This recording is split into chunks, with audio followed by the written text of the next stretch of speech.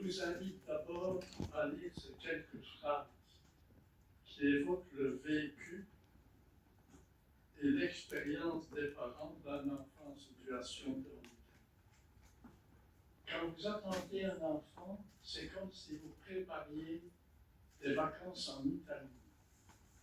Vous êtes tout excité, vous achetez un tas de guides touristiques, vous apprenez quelques phrases en italien afin de pouvoir vous débrouiller. Et quand le moment arrive, vous faites vos bagages et vous vous rendez à l'aéroport pour l'Italie. Seulement, quand vous atterrissez, l'hôtesse vous dit « Bienvenue en Hollande ». Vous êtes simplement dans un endroit différent de celui que vous aviez imaginé. Le rythme y est plus lent et moins tapageux qu'en Italie, mais quand vous y êtes depuis un petit moment et que vous avez l'occasion de reprendre votre souffle, vous commencez à découvrir que la Hollande a des moulins, elle a des tulipes, elle a même des rhambrams. Alors, est-ce que ça traduit exactement le vécu des parents qui ont un enfant qui a un handicap et notamment un enfant qui a de l'autisme? Alors, pour mieux répondre à cette bienvenue en Hollande, c'est le début de la collaboration entre la PEPA et le département et le SUSAM. Ça a commencé en 1984, lors de la première formation résidentielle. Le mot résidentiel est important. Les parents ayant un enfant avec un handicap mental à Téléchâteau. Donc, les parents venaient avec leur enfant à la formation et il se fait que déjà en 1984, deux mamans avec trois enfants, une en avait deux, l'autre en avait qu'un, il y avait déjà deux mamans avec trois enfants avec autisme.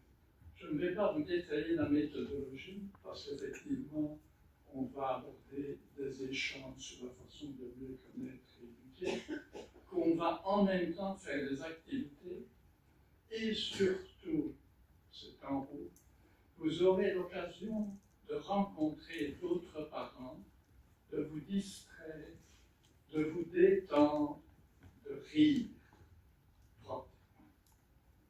Et c'est vrai que nous avions baptisé cette formation pendant les grandes vacances, séjour de vacances formation. Alors, l'évaluation, je ne vais pas vous détailler un peu l'évaluation qu'on a faite, mais simplement, une maman est revenue l'année suivante et elle nous a dit qu'elle pouvait enfin parler aux professionnels. C'est donc le début, cette formation résidentielle, c'est le début de la collaboration avec M. Jean-Charles Salmon, membre de la PEPA. Alors, en 1984, qu'avons-nous fait ensemble? Je ne vais pas vous résumer, mais simplement vous donner une synthèse générale. Nous avons décidé de commencer par l'enseignement, puisque l'enseignement est obligatoire, n'est-ce pas? Il faut aller à l'école, même quand on a le temps. Aussi, pour améliorer l'accueil des élèves avec autisme dans l'enseignement, et notamment dans l'enseignement spécialisé, nous avons donc décidé de former des professionnels à l'aide du programme TIF de Chauclair et de Messipol, de réaliser aussi une traduction des outils d'évaluation et une première formation en 1986 afin de déboucher sur un programme de formation en chef de la Caroline du Nord, tout simplement. Et donc, on a effectivement eu de 1986 à 1992 ce programme de formation. Ce programme a en fait été reconnu aussi par le Fonds Guzman en 1999. C'est vrai que, notamment, on aurait besoin d'argent. Et les classes titres officiels ont été reconnus en 2009. Mais ça veut dire qu'une fois qu'on est reconnu, il faut continuer à maintenir les acquis. Et ça veut dire qu'il y a toujours la nécessité d'assurer un suivi. En même temps que ces activités, notamment de l'enseignement, on a mis en place une équipe que l'on appelait une équipe de consultation, qu'on a appelée CAPA à l'époque, consultation ambulatoire spécialisée en outils, et on l'a appelée le SUSA en 1991.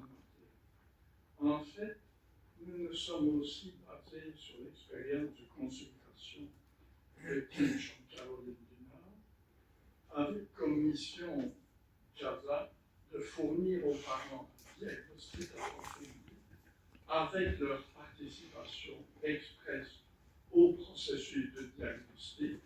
Donc pour nous, c'est important que les parents puissent voir les réalisations que font les professionnels lors du diagnostic et de les conseiller concernant les services disponibles. Et le démarrage officiel eut lieu en 1991 avec la collaboration du docteur Gilles Roth de l'Overval et grâce au soutien financier de la Fondation Marguerite-Marie Lacroix, que je remercie, et avec le soutien aussi de FINA, avec l'apport de la. Je vous passe aussi tous les développements intérieurs et complètement, dont Eric notamment va parler, notamment la reconnaissance par la WIC, puis par l'AD et encore par l'UNAMI en centre de référence. Et je voudrais conclure ce bref rapport sur une phrase utilisée lors de la remise de la médaille de l'Université de Mons à M. Salmon en 1998. Soyons réalistes, rêvons l'impossible. Merci beaucoup.